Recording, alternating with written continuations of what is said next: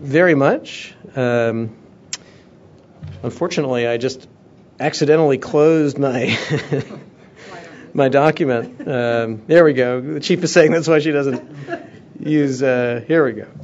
But thank you all for coming. I want to thank our distinguished Undersecretary Olivaria from Mexico, who's joining us here today for this important announcement. Also, my friend, the very highly respected Washington, D.C. Police Chief Lanier, thank you for being here, and thank you for your many months, at least, of work on this issue, leading the call to action to combat stolen cell phones. I'm very pleased to be here today to sign an agreement formally committing the U.S. and Mexico to joint action to crack down on mobile device theft and ultimately eliminate the cross-border traffic in stolen mobile devices and related violence. This agreement with Mexico is the first bilateral action between the U.S. and another country to combat stolen cell phones. I want to thank Undersecretary Olivaria for his leadership. I'm also pleased to announce that on October 31st, AT&T, T-Mobile, other companies went live with their participation in an international database that will enable them to know when a phone has been reported stolen and keep it from being reactivated, whether here or in another participating country. They join Mexico's 4 carriers that have been participating in the database since the beginning of September as a result of a Mexican government initiative. Together with steps already taken, this means that for more than 90% of U.S. mobile consumers, if your smartphone is stolen in California, Texas, or anywhere in the U.S., it can't be reactivated in Mexico. And the same for phones stolen in Mexico, they can't be reactivated in the U.S. These are significant steps to crack down on stolen cell phones, to tackle the black market that's developed that creates incentives for stolen cell phones, for violence around stolen cell phones. Let me put these announcements in a little bit of context, because this is not the first announcement we've made on this issue. First of all, broader context about where we are in the state of technology. We're living in the middle of a mobile revolution that continues to accelerate at a dizzying pace. In the past year, the percentage of Americans with smartphones has doubled, just in the past year, going from about 25% of subscribers having smartphones to more than 50%. These new mobile devices are delivering tremendous benefits. They help connect and inform. They often save lives. They're helping grow the American economy. The apps economy, a new industry made possible by smartphones and tablets, has already created more than 500,000 new U.S. jobs. But the rapid adoption of smartphones has also led to a serious crime issue. And the numbers are alarming. In Washington, D.C., New York, and other major cities, roughly 40% of all robberies now involve cell phones, endangering the physical safety of victims as well as the security of personal information on stolen devices. As Chief Lanier has recently pointed out in D.C., the percentage of robberies involving cell phones is up 54% since 2007. Chief Lanier has said that this is her number one crime issue, and that's why we've jumped in to work together to address it. So earlier this year, working with Chief Lanier and other police chiefs and Senator Chuck Schumer, we rolled up our sleeves at the FCC looking for practical solutions to this problem. And in April, the group I mentioned came together, Senator Schumer, Chief Lanier, police chiefs from New York, Philadelphia, Washington Metro's transit system, the Director of Public Safety at the University of Maryland. We announced what we call the Protects Initiative, a series of practical, meaningful solutions to combat cell phone theft. These are steps that will reduce the value of stolen smartphones and tablets and better protect consumer data on mobile devices. The Protects Initiative consists of 3 key points. 1, creating a database to prevent use of stolen smartphones. This database enables carriers to disable stolen smartphones, dramatically reducing their value on the black market. 2, putting in place automatic prompts on smartphones for consumers to set up passwords and take steps to secure their devices. And third, launching a public education campaign urging consumers to use applications that increase security and reduce the value of stolen devices to others, including apps that enable consumers to locate, lock, and wipe missing smartphones. Carrier participation in the Protects initiative has been very strong. We reached an agreement a year ago to put this database in place in the U.S., and they have recently reported to the FCC that they are on track to meet all of their commitments. This is particularly important as we head into the holiday buying season. As we recognized from the start, international cooperation can further protect people with mobile phones. The database becomes more effective as more countries join. That's because stolen mobile phones won't work in countries that participate in the database. That means that as a result of the agreement we're announcing today, when a cell phone is stolen in the U.S., not only can it be deactivated from use on any network in the U.S., it won't be able to be activated in Mexico either. That's why it's so important that Mexican and American carriers have agreed to participate in this cross-border database. So today we announced important steps building on the Protects initiative. We announced, as I mentioned, that 3 major U.S. carriers, as of October 31st, are participating in the cross-border program database with Mexico.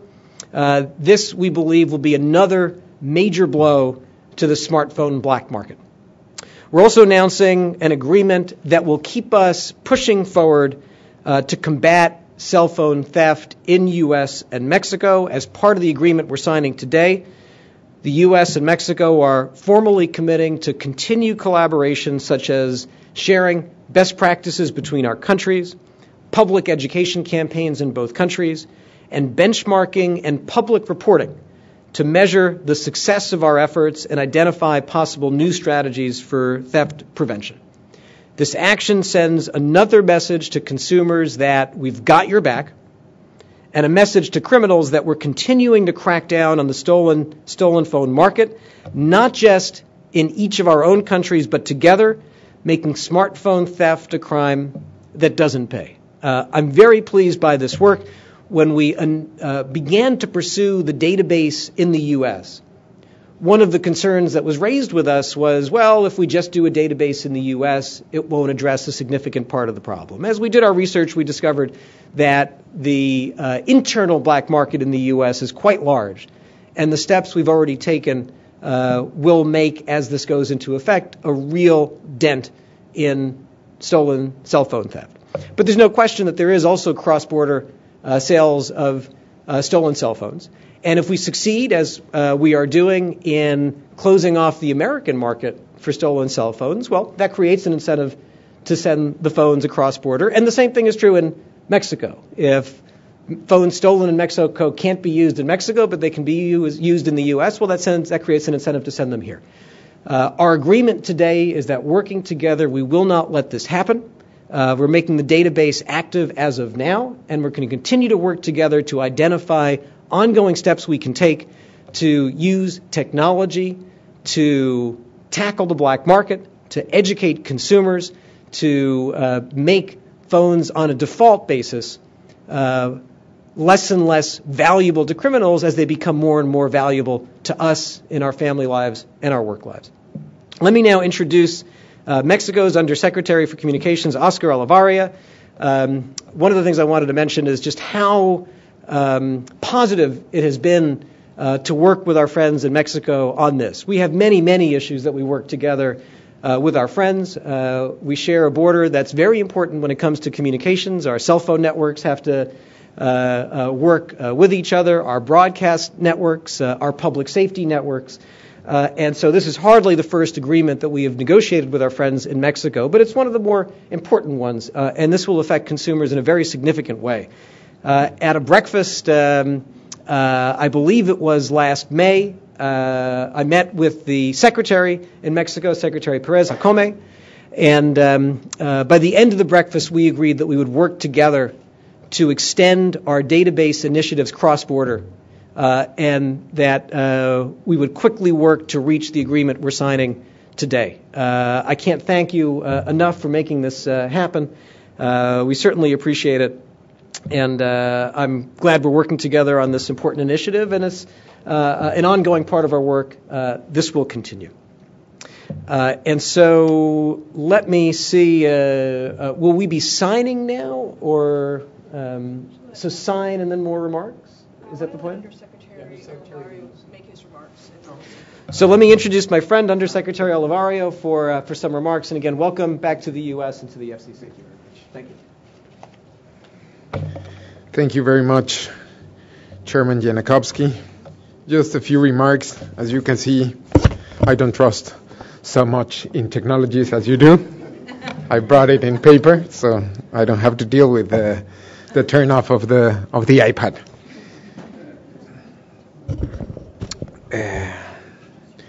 Mr. Julius Janikowski, Chairman of the Federal Communications Commission of the United States of America, Mrs. Kathy Lanier, Chief of Police of Washington, D.C., distinguished ladies and gentlemen who accompany us today.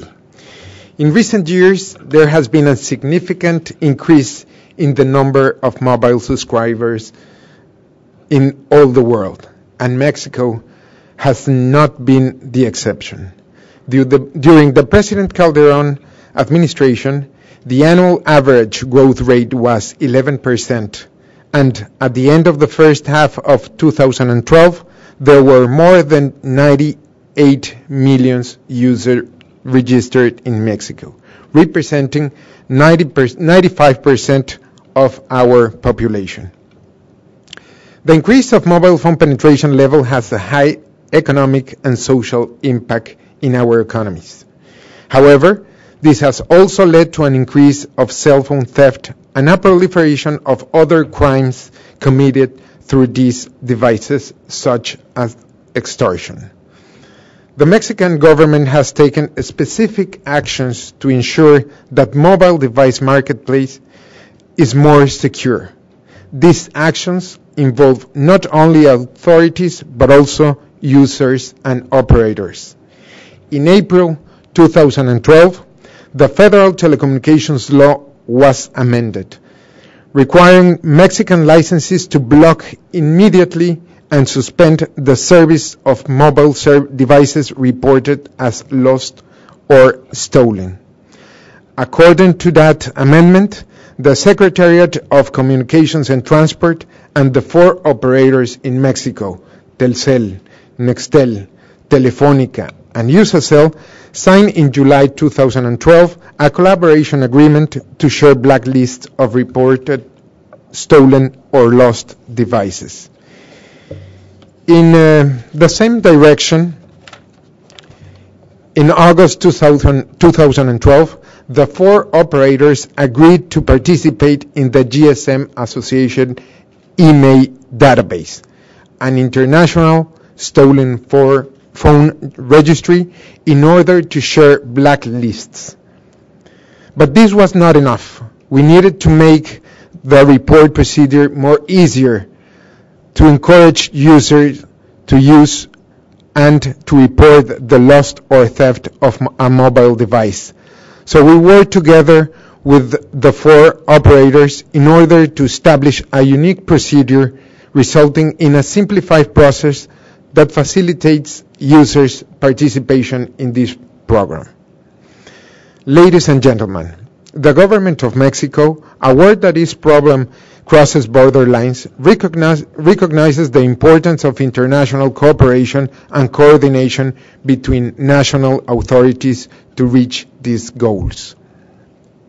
As part of the Inter-American Telecommunications Commission, Mexico has supported resolutions and recommendations which invite member states to implement measures to reduce theft of mobile devices and their commercialization at the regional level. Moreover, Mexico has joined the Declaration of Bogota to promote international cooperation through the exchange and adoption of best practices. This declaration has been signed by the governments of Argentina, Colombia, Ecuador, Chile, Costa Rica, and of course, of the U.S. It is important to mention that Mexico has exchanged experience and best practices with other countries in the region, including Colombia, Costa Rica, and Panama, which has helped to accelerate the region's commitment to the fight against mobile phone theft and align a common strategy for the region. While these actions are an important step forward in the fight against the theft of mobile devices, there are still important challenges that need to be and can be addressed through international cooperation in order to discourage mobile device theft and illegal commercialization in any market of the region.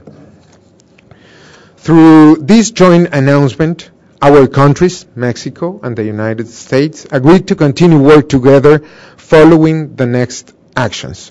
Support each other's efforts to disrupt the illegal market for stolen mobile devices, establish methodologies to benchmark progress in these important efforts, promote the use of PINs and passwords and applications to help protect sensitive personal information on mobile devices, share information on consumer education and outreach efforts, and encourage other countries to urge their carriers to implement regional and international actions to exchange information on stolen, lost, or illegal mobile devices.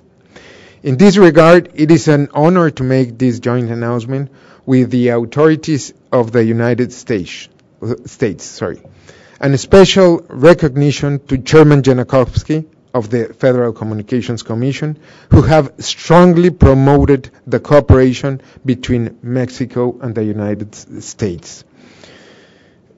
We're going to keep working very close with the U.S. government until the last minute of the present administration in Mexico, in order to promote more and better and more secure telecommunications services for the benefit of both countries. Thank you very much indeed.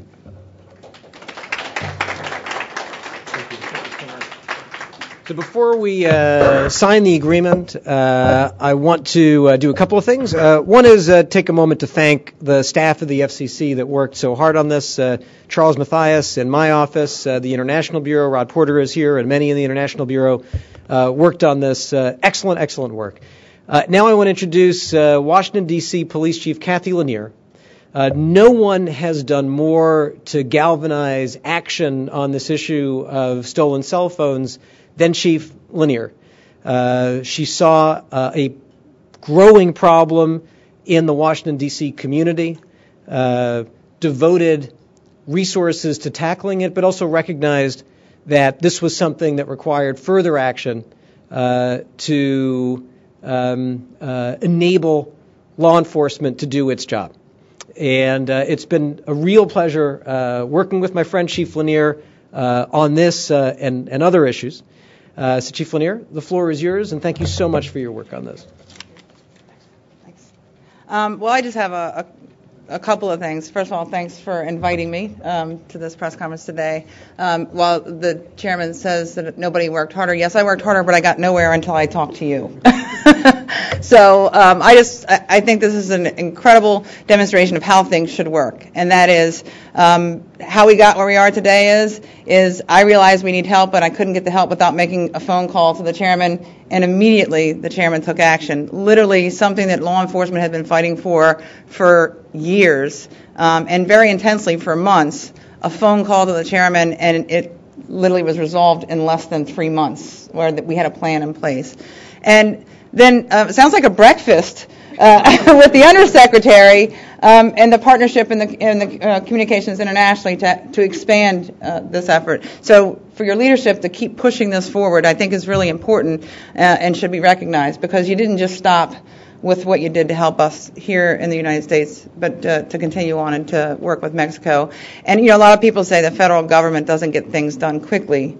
This is a great example of the federal government getting something very important done. I represent really the victims who I have many names and faces in my mind when we talk about this, who have either lost their life or had their life significantly changed because of a senseless act of violence for somebody who wanted to take a phone and then resell that phone on the black market. So to me, this is very personal, and it means an awful lot to not only the victims who have suffered from this crime, but all the consumers out there that you stand to protect, that this is one less vulnerability for those potential victims out there. So thank you for your leadership, and I'm just honored to be here today and watch this signing. Thank you.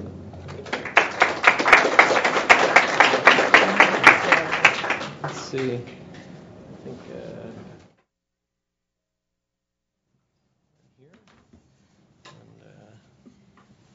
And, this is very nice. Yes. I forgot my glasses. I'm going to tell you where. There we go. There we go. There you go.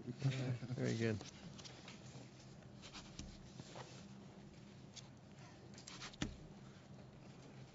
Very good. I think we trade. Yes? Yep. All right. Thank you. Thank you. All right.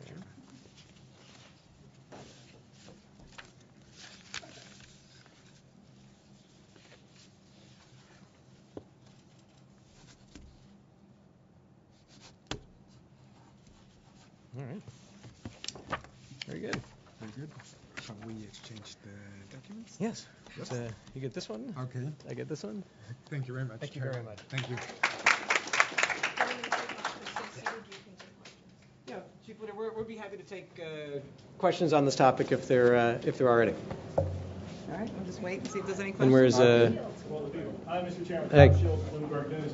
Can you all help us understand the size of the cross-border problem? Is it 5% or 20% of the stolen market, a billion a year, 100 billion a year? Is there any way to put some metrics on what we're talking about? We've seen a range of estimates, but not enough to the point where we can put a concrete value on it. That's why one of the things that we agreed to as part of what we signed today was an improvement in the reporting between both of our countries so that we can get an accurate measure over time. There's no question that it exists.